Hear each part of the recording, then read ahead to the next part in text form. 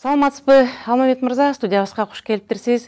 Бүгүн сиз экөөбүз талкуулай турган тема ушул сиз жөнүндө биздин окурмандар көбүнчө ар кандай пикирлерин айтып келишет. Мисалы үчүн буга чейин сиз бул бийликке сын айтып, өзүңүздүн ачык пикирлериңизди айтканыңызды бул Ата Мекен партиясынын негиздөөчүсү Өмүрбек Черкешевичтин түрмөдө жаткандыгы боюнча деп айтылып келсе, оппозиция катары пикирин ачык айтып жатат деп. Ал эми бүгүнкү күндө сиз айткан ачык пикирлерди коомчулук деген сизди элге күйүп жатат. Же болбосо кийинки шайлоого барууга элден жакшы пикирлерди чогултуп жатат деген ойлорун жазып калышты. Негизи эле бүгүнкү күндө сиз ушул өкмөттүн, бийликтин бир кетирген кемчиликтерин жаап жашырбастан ачык эле жогорку кеңештен айтып келе жатасыз. Алардын арасында сиздин өкмөттүн ишине болгон жеке пикириңиз боюнча азыраак айтып кетсеңиз. Биз ушул Кыргызстан 91-жылдан бери эгемендүүлүккө чыккандан бери эле ушул ачык күчтүү коом курсак, телегей тегиз болсо элибиздин анын башаты, телегей тегиз болгондун башаты бул күчтүү экономика. Күчтүү экономиканын башаты бул адилеттүү бийлик. Адилеттүү бийликтин башаты бул тең салмактуулук. Тең салмактуулукта бийлик бир колго топтолуп алган жерде адилеттүү бийлик болбойт. Мына ушу менен алып урушуп келатканыбызга 91-жылдан мындай ошол эгемендүүлүккө чыккандан бери эле келатабыз да. Эми өзүбүздүн ишмердүүлүк боюнча Ата Мекен фракциясы биз парламенттеги азчылыкты түзөбүз. Башкача айтканда биз өкмөттү түзбөйбүз, өкмөттү биздин өкмөт эмес, биз оппозициялык фракциябыз. Оппозициялык фракциянын ошол коалициядагы фракцияда эле элге кылган кызматы бул оппозициялык маанай. Өкмөттүн кетирген кемчиликтерин көзгө сайып көрсөтүп туруу.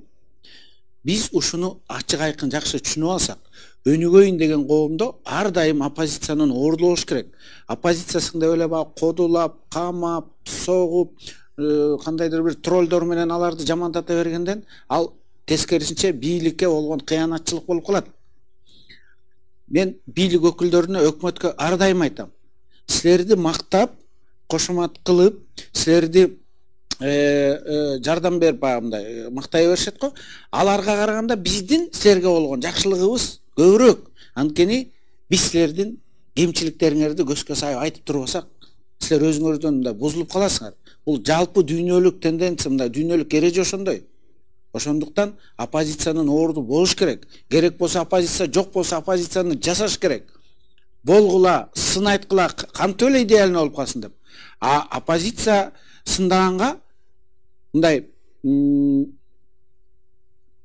жагдай жок кылып койгула. Бирок андай болбойт. Андай эч качан болбойт. Ар бир өкмөттүн өзүнүн бир кемчилиги болот. Биз ошол кемчилигин айтып турушубуз керек. Эгерде мына азыр инвестиция дүркүрөп атса, айлык акы тим эле асмандын башы болуп атса, пенсия асмандын башы болуп атса, биздин элибиз абдан экономикалык өсүштүн үстүндө жашап атсак, анда оппозициянын чын эле тили кыска болуп калмакта. Эмнени айталат элек? Анда чын эле элде эле кыракы, жалпы эл көсөм болот. Жөндөн эле бирөөнү асыла берсең, эл өзү эле мындай тергеп коет. Сен мындай аша чаап баратасың, токтот деп эл укпай коет. Азыр эмне үчүн эл ушул сын пикирди, оппозициянын айткандарын мындай каалоо менен угуп атат? Анткени эл ынанып атат, чынында эле ошондой деп. Эмне инвестиция барбы? Жок. Экономикада өсүш барбы? Жок. Кадрдакта башаламандык жок эмеспи? Бар. Эми ошонун баары эле эл көрүп түшүнүп атат. Ошондуктан алар ушул оппозициянын айтканы менен көпчүлүк элдин макул болуп атканын мен ушинтип түшүнөм. Биз дагы региондорду абдан көп кыдырабыз. Барганда биздин айткан менен элдердин дагы тилектештиги бир туура, биз да ошо менен макул болобуз деген сөздү мен көп угам. Эгерде өкмөттүн иши жакшы болуп турган учурларда ушу бирдекени айтсаң, тескерисинче айыл жерлерге барганда кырак аксакалдар токтотуп коет. Эми силер иштетпейсиңерби? Эми асыла бергениңерди токтоткула деп кадимкидей мындай тыйып коет. Анан тыйылып каласың. Демек, жалпы элдин дагы маанайы ушундай.